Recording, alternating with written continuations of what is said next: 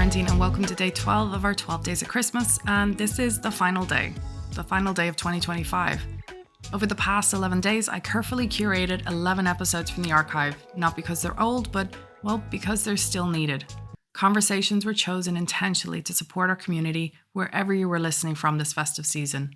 Whether you were traveling, hosting, staying put, or, well, just trying to stay sane with routines disappearing and emotions running high. The intention was simple. It was to help you feel steady, supported, and to remind you you're not doing this alone. And I hope these episodes felt like an abundance of reassurance, information, and of gentle signposts. Not just stories, but conversations that quietly point towards further help, support, and expert voices when you need them. So before we go any further, I want to say this softly. If one of the episodes helped you this season, even just a little, or if someone came to mind when you were listening, sharing the podcast could make a real difference. That's how the village grows, one person at a time. And today, well, it's not an interview and it's not advice. It's a hug in audio form. Because this season, and honestly this year, it's been a lot. Christmas has just happened, and maybe you made the choice. You flew home, you stayed, you hosted, you cancelled, or you did half of everything and just survived the rest. And whatever choice you made, all the emotions are real. Guilt, relief, joy, exhaustion, maybe a few wins, like surviving a 3-hour car trip and somehow it took 6 hours because someone needed a toilet or someone was hungry or someone's sock just felt wrong.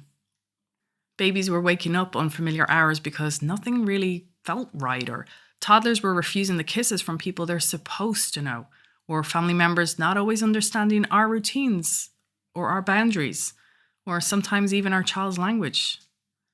And if you stayed, you enjoyed the quieter streets, the calmer days, but maybe you had familiar ache, missing the food you grew up with, the TV, the people you didn't need to schedule, and just family who gets it. Both experiences can be true, and both are valid. So if no one has said it to you yet, let me be the one.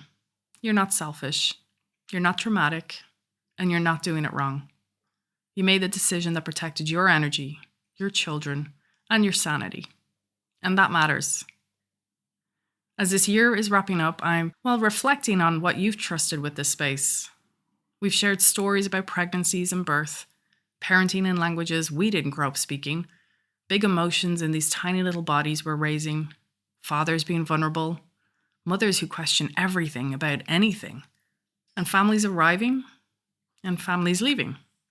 Over Christmas, I reshared conversations from the archive not to fill a space, but to meet you where you were.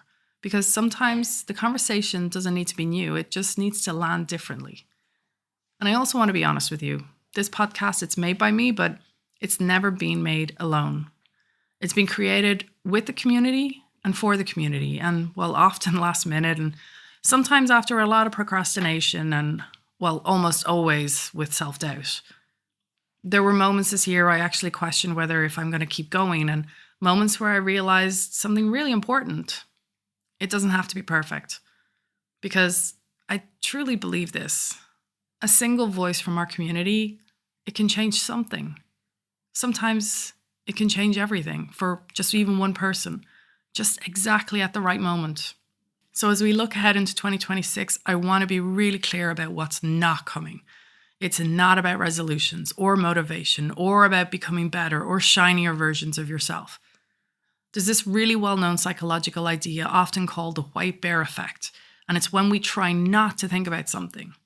And it, basically ends up taking even more space in our minds. And I think that's what's true about parenting abroad too. The worries we push away about languages and belonging, raising third culture kids, and growing a family far from our core support.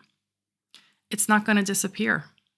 All of these worries are going to sit quietly in the background, and we start telling ourselves stories like, we're not doing enough, we're not good enough, I don't belong here.